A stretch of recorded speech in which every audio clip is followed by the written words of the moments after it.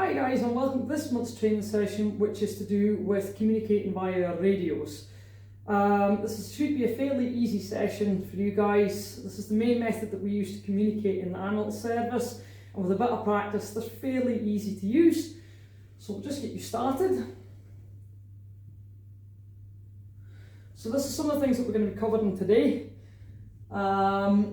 We'll be speaking about airwave security, which is the main reason as well why we use these, because they're nice and secure and nobody should be able to tap into them.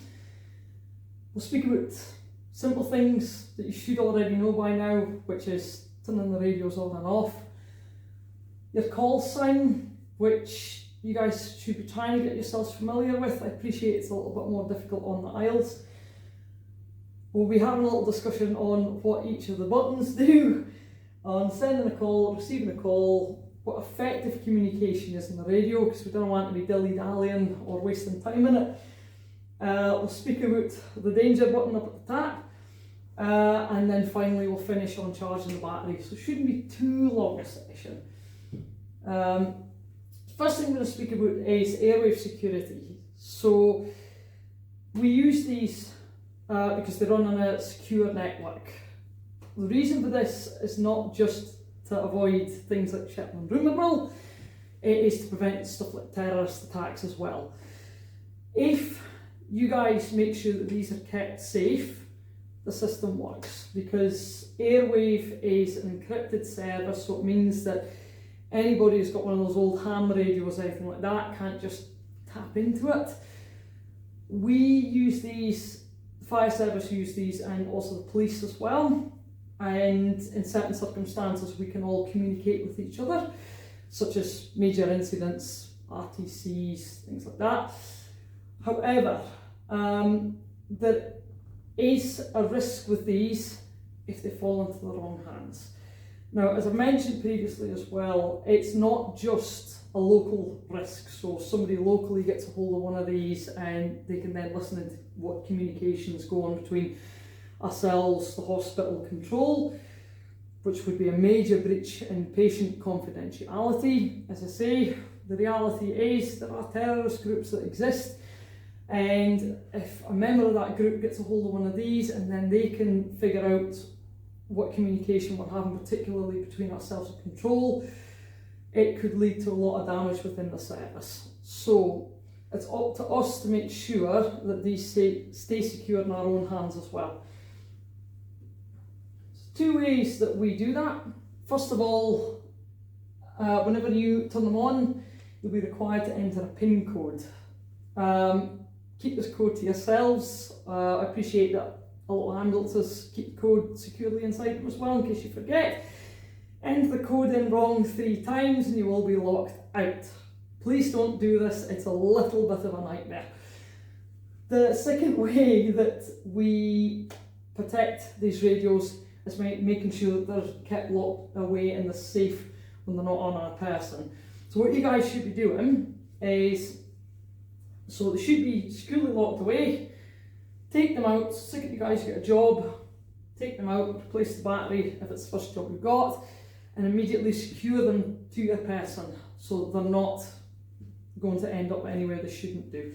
So you guys should have a clip in your jackets, make sure that they're clipped on, or if you don't, then a lot of us carry a clip down there. It's that quick and easy to pop on, clip them off again.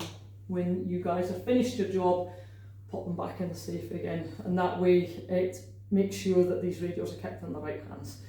So the radio safes are kept in different places depending on what vehicle you're in. For yourselves, it tends to be in the top cupboard up in the back, or in the middle console area. For us, for example, in some A&E vehicles it's located in the back. Just familiarise yourself with your own vehicle, guys, and where your radios are kept. It should just be in there. Lock it. Make sure it's nice and secure. Okay, so for the majority of you guys, your radios will be located in this cupboard here. Click it open. So there's your radio batteries up there, and your radios are located at the back here. Try not to shove this cupboard full of too much stuff, otherwise you won't be able to get to them. just in there. And there they are. Whoopsie daisy, I've lost the radio. So what do we do in this circumstance?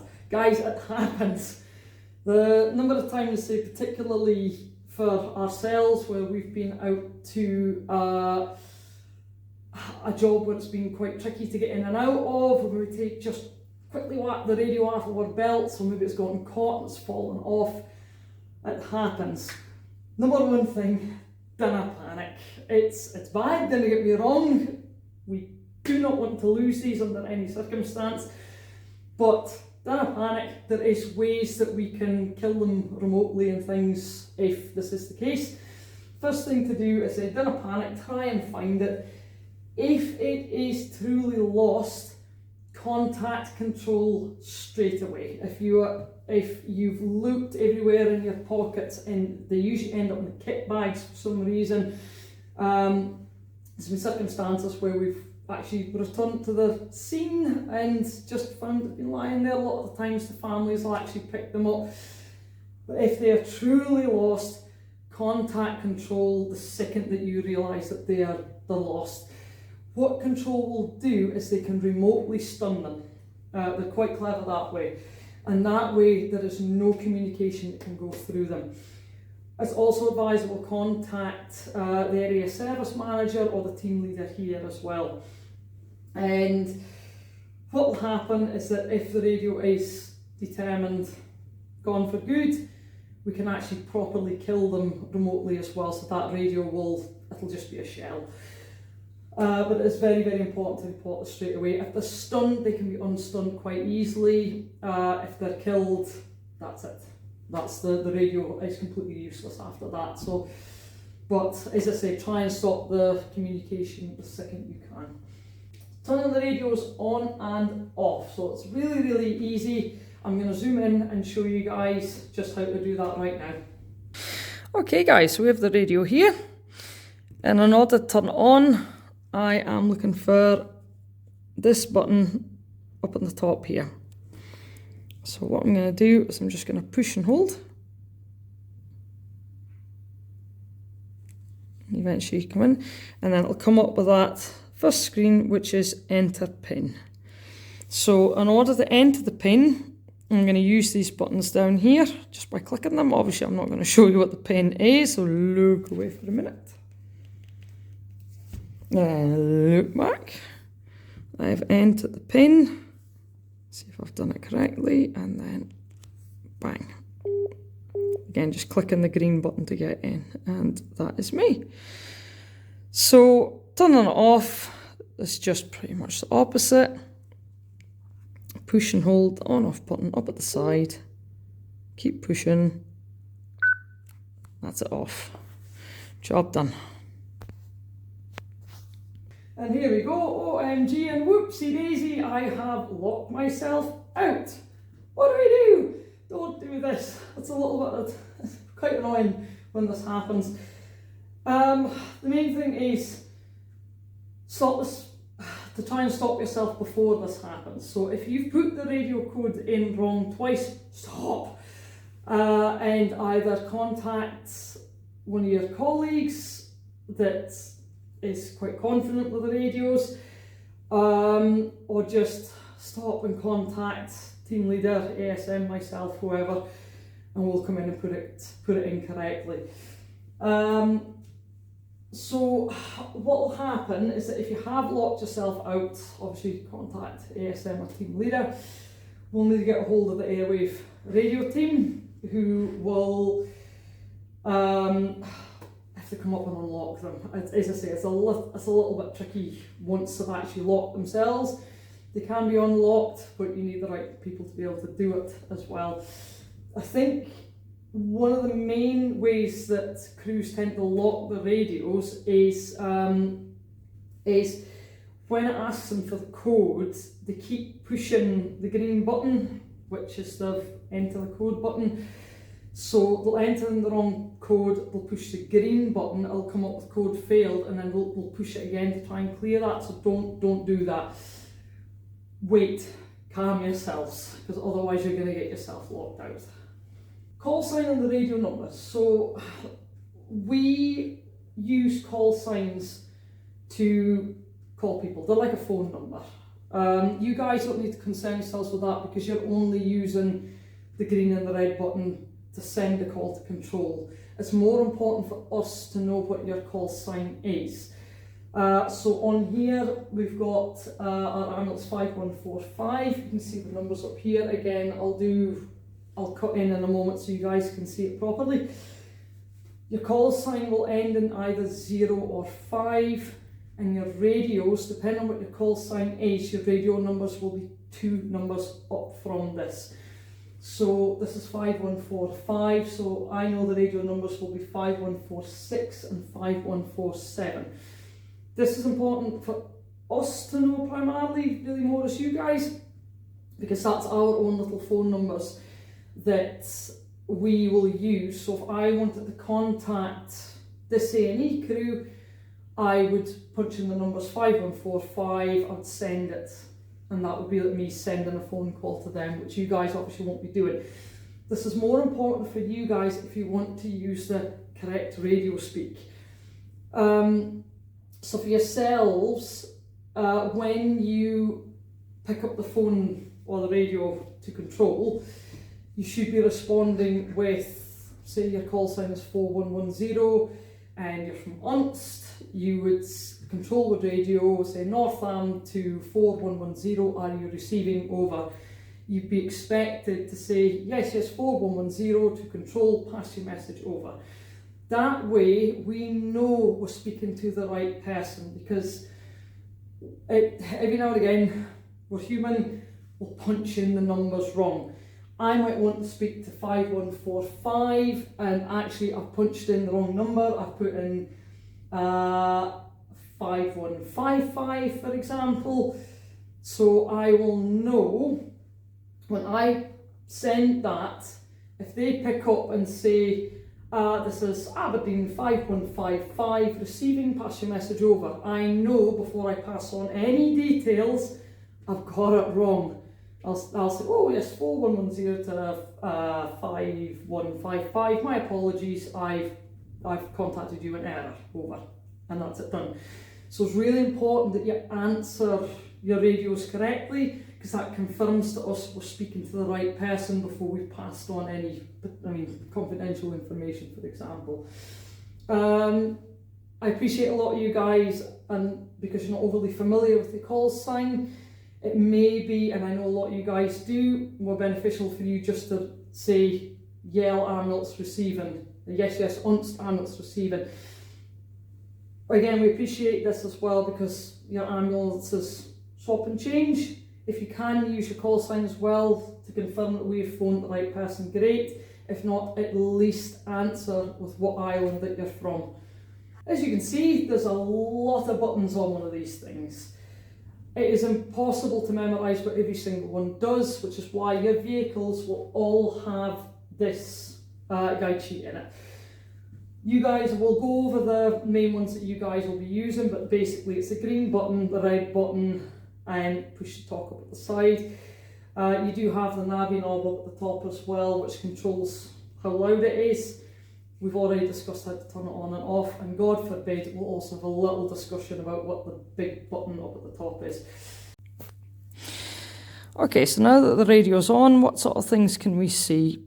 So up at the top, to start with, here's your big orange button for use if you need to contact the police immediately. Well, it'll go through control and control will contact police for you.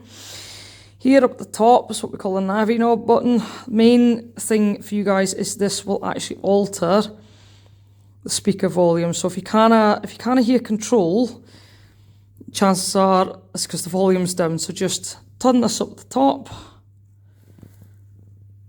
and that will turn up the volume for you.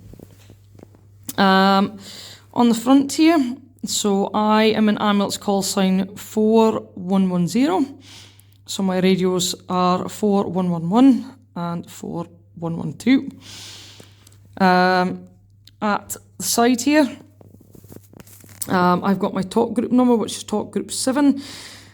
All of you guys should be on talk group 7. The reason for this is because this is for Shetland, Orkney, Western Isles, Islands. It was basically Highlands and Islands, which you can see up here. So that's what all this means here. So we're on talk group 7. God forbid, if you get your ambulance back and it's not on talk group 7, there is an easy way to fix this. Just click your mode button and turn your navi knob so you get to the right one. So we're on talk group 7, as you can see there. I can change it. So there's Aberdeen, Ayr, Arran. Let's say we'll go back to talk group 7. Leave it, and it will eventually, there you go. So I'm now on talk group 7. But as I say, that should not change. On the front, so you've got your green button, your red button for contact and control, and this is your soft keys here as well.